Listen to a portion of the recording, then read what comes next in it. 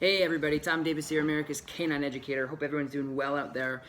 Just wanted to say thank you guys so much for watching anything that I do, especially here on YouTube. We are growing so nicely and reaching so many people, and I appreciate that because it makes me get out of bed faster and it helps me help other dogs, and that's my ultimate goal, is to help as many dogs as possible. So thank you guys so much first and foremost. And then today we're going to talk a little bit about, I put a little survey out there what you guys want to hear, and I got some great topics, and the first one I'm going to talk about in this video is somebody said, hey, why don't you just go over how to pick a good dog trainer, how to pick a good dog trainer for me and my dog, wherever you may live. And I thought that was a really cool thing because, first of all, I am a dog owner first, and then I'm a professional second. So I always keep the dogs in the back of my mind. Would I want this with my dog? Would I not want this with my dog, etc. And I think about that all the time in my daycare and the training that I do, and I always put that in perspective because I think it's important that the owner of the dog is more comfortable than anything. The dogs are always going to tell you if they like it or they don't, but the owners sometimes don't grasp what you're doing, and you got to make sure that everybody's comfortable. So that's the first thing I want to point out, is this is not a biased opinion on what I think you should or shouldn't do. This is just my genuine opinion about how I would pick a dog trainer. And so the first thing is know your dog. It doesn't matter if you just adopted a dog.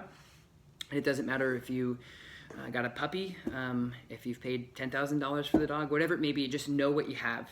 It's much like anything in life. You're not going to go to a Ford dealership if you have a Subaru, right? So knowing the dog that you have is important when you're picking a dog trainer. And so that's the first thing, is just kind of understanding, okay, I have this, where should I start? Should we be looking at agility training? Do we have behavior issues? Is my dog just not good on a leash? Do I need basics? So these are some things that you want to keep in mind. And we sign up so many dogs per year, thankfully, thank you. And we work with so many dogs, which helps us become better at what we do, because each day we're developing our craft. And so I've heard a lot of different stories of different trainers doing different things, and I don't put my 2 cents in on anything. I just, it is what it is. And I want to start off by saying that there's no job too small for people in the industry that have been in there for a very long time.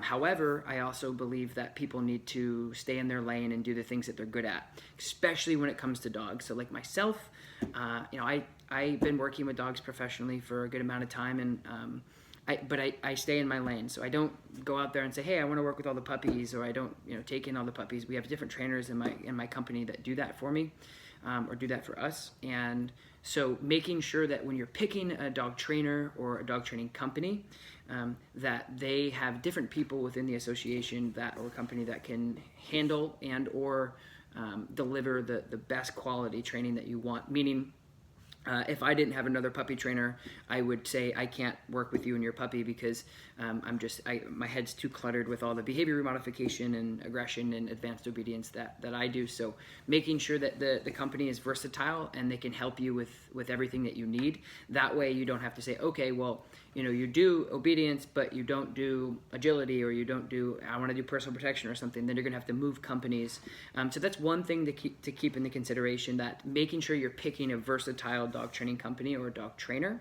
But again, if you're looking for basic obedience, anybody out there that says that they're a dog trainer should definitely be able to help you with that. The second thing is, a lot of people give discredit and things like that to bigger corporations like PetSmart or some of the other bigger chains, and of course, to their defense, some of them are okay, and they teach you the foundations of development with a puppy, but there are certain limitations that they have. So a lot of people come in and say, oh, I've done the PetSmart thing. It's a start. It's better than nothing. And a lot of people ask me, what do you think about this? And what do you think about that? I said, if you're going out there doing something with your dog and you're comfortable and you're getting results, then that's all that matters. It doesn't really matter how much you pay.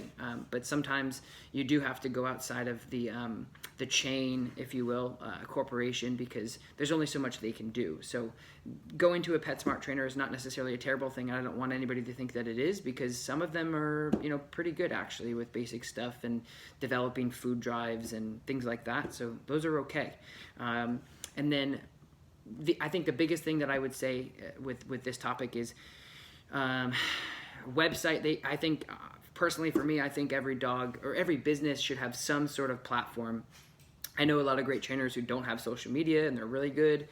So don't say, oh, they don't have a Facebook. But if they don't have anything, like if they don't have Facebook or they don't have a website or they don't have if they don't have anything, how are you going to gauge them and judge them by, I'm going to trust, especially if you're doing like behavior remodification, aggression cases, board and train. I mean, don't leave your dog with somebody who doesn't have any credibility, and don't leave your dog with somebody who may not know what to do in these situations. So I would say if you're dealing with more advanced behavior remodification, aggression cases, neurological issues, things like that, or just big dogs in general that are going to be a handful, make sure that you can kind of go back and see if they've done this before, because I've seen a lot of dogs messed up from people going out of their lane, and oops, and then your dog is unfortunately screwed for that. Here's your money back, sorry, and that's not good. So to benefit your dog, just make sure you're doing a little bit of research of like, hey, I have a dog that I want to get trained on the e-collar or off leash or aggression. Make sure that they've done it. Make sure that you, personally for me, again, I'm a big video guy. I'd like to see, if I'm going to bring my dog to do advanced obedience and I'm going to pay them a bunch of money, I want to see their dogs, or I want to see some of the dogs that they've done before, or some of their clients' dogs, testimonials on Facebook and things like that. See what other potential or past clients have said about them and how they've helped them. And again, they don't have a Facebook, no go. That doesn't mean that, or if they don't have a website, no go, but they have to have something. I think that's just my opinion. I wouldn't work with anybody, even my mechanic. I have to have some sort of, you've had satisfaction in the past. You've done this 3 or 4 times. For me, I always look for a ton of like good feedback, and with any small business or with any business in general, you're always going to get negative comments. So please sift through them. There are people out there that just want to give people money to bitch at them, unfortunately. So I would say just making sure that you're comfortable with them and you've seen some of their previous work. I think that's really, really big. And then picking a trainer that is in your lane. That's also my 2 cents on that. And then I would say, lastly, never work with anybody that makes you uncomfortable. And I mean that by, don't work with somebody who you're uncomfortable with some of the things that they're doing with your dog. And I've had people come in that trust me beyond belief, and they've seen me 100 times and they know who I am and they just trust me hands down. But there's also people who don't know me at all, and I treat every single client the same when they come in through the door. I'm like, hey, my name's Tom, what do you got going on? And I work with them accordingly. But I always tell people, I will never put you into a situation where you're unsure of what we're doing. I'll never put you in a situation where you're uncomfortable with what I'm doing with your dog. So those are some things, like if you're cringing during your session, or you're becoming nervous, or you're just seeing not good results, and you don't trust the process should always be, done prior, meaning, I'll explain that in a minute, but just making sure that you trust the process, you trust the person. And that goes back to the thing I was going to say before this is consulting with your dog training company, consulting with your dog trainer before they work with your dog. Because again, like I said before, you could really have somebody mess up your dog for a long time, or if not forever, if they don't know what they're doing during that time. So, excuse me. Make sure that you're consulting with your dog training company, you're getting feedback from other people, etc. And then if you sit down and have a good conversation and a game plan, like I always give people a game plan. This is what I think is going to happen, and so this is my game plan, and they're comfortable with it usually, and we kind of go from there. So making sure that you consult with them first. I would say, anybody who's doing a board and train program with any trainer, that you consult with them first. You see their facility, you see who they are, you see their insurance, cameras, security systems, fire alarms, all these things before picking your dog trainer. But I wouldn't say you have to go one way or the other as far as type of training, methodology, but I would definitely say, bottom line, make sure you're comfortable, make sure the dog trainer you're working with is in their lane and they're not going outside of their lane and potentially going, let's try this out like a Frankenstein dog. I think I can do it, but I don't know.